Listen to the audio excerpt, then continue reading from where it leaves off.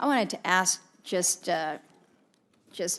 relatively quickly here, because Mr. Yablonsky, you in your testimony referred to kind of an alternative to the mandatory funding piece in terms of a proposal to use user fees as a potential offset following the Pittman-Roberts fund that has been successfully implemented for decades. And it's something that I've thrown out there in different conversations just to try to test the temperature, if you will. You've actually released a report, How We Pay to Play, which examines the implementation.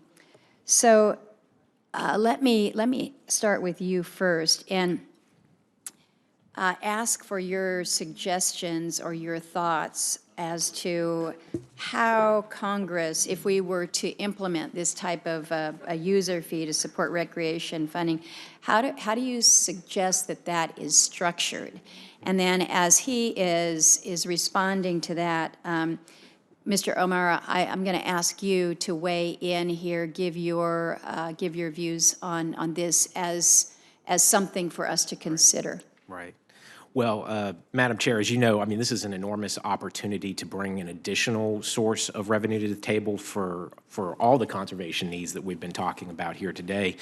Sportsmen, as our report laid out, through hunting and fishing licenses, brings in about $1.6 billion a year, and excise taxes on gear and equipment related to hunting and fishing brings in an additional $1.1 billion a year for wildlife conservation. So you put those two together, you have $2.7 billion going to states for wildlife conservation. Essentially, sportsmen are underwriting the majority of wildlife conservation in America today, and you compare that number to the 400 plus million with LWCF, and you see that there's this potential. If you could look at the market and where it's growing, and we keep hearing here today about outdoor recreation, and this is sort of the shifting sands of preferences and demographics, but an $887 billion economic output. If you were to tap 1/10 of 1% of that, you would fully fund LWCF at the levels that everybody's seeking forever and ever.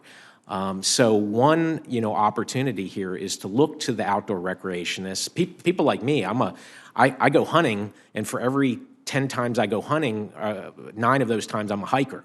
Maybe only one time I'm a bad hunter, so maybe one time out of 10 I'm actually a hunter. But I don't pay anything as a hiker for the impacts I have to trailheads and to the trails that I'm actually hiking on. So I think part of this needs to be a bottoms-up thing. I think with the hunting and angling community in the 1930s and 1950s, they bought into this. There was an ownership interest in conservation, and they wanted this kind of license, and they wanted the excise tax, and they guard it jealously.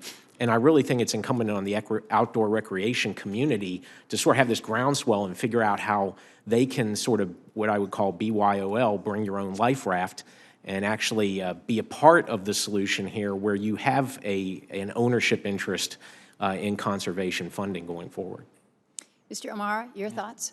Yeah, and I'm hesitant to disagree with my good friend Brian, but the American people have already paid in some way, right? I know it doesn't score well, it doesn't kind of meet like kind of the CBO, kind of the way we think about scoring. But the deal that was cut in 1964 was this idea that we're going to be having to liquidate additional public resources in the form of offshore oil and gas to meet the growing population at the time, and then therefore those revenues should go towards conservation to basically mitigate the impact. And so I get that it doesn't score because that's money that could otherwise go to Treasury, but in some ways they already have paid through the degradation of our public resources. I mean, and look, and as someone who's, my organization helped kind of write Pittman-Robertson in 1937, it has been incredibly successful. We've done a wonderful job bringing back white-tailed deer and elk and mule deer and pronghorn and a whole range of sport fish and wild turkeys and a whole range of waterfowl. We've also done a pretty bad job with everything we don't hunt and fish. And one of the challenges we face right now is a lot of the species that are in trouble, you can create a moral hazard in the design of these programs, because in that case, because the funding came from sportsmen, they rightfully, including myself, wanted the conservation of game species. And so we didn't see a lot of work on kind of other areas. And so we would love to work with you on trying to figure out ways to fund all these things. I do think we hold a conservation to a higher bar than we do other parts of funding in the budget. I mean, when you see places that we've waived pay-go, you see places where, supplementals or OCO or things like that, we tend not to hold conservation to the same standard. We tend to hold it to a higher bar. But this is a tough, it's a tough conversation. But I do think that, taxing backpacks and things like that probably isn't the right way to go if we're going to try to have a permanent sustained funding model. We should be able to find a couple $1 billion in a multi-trillion-dollar budget for conservation that supports an $887 billion economy.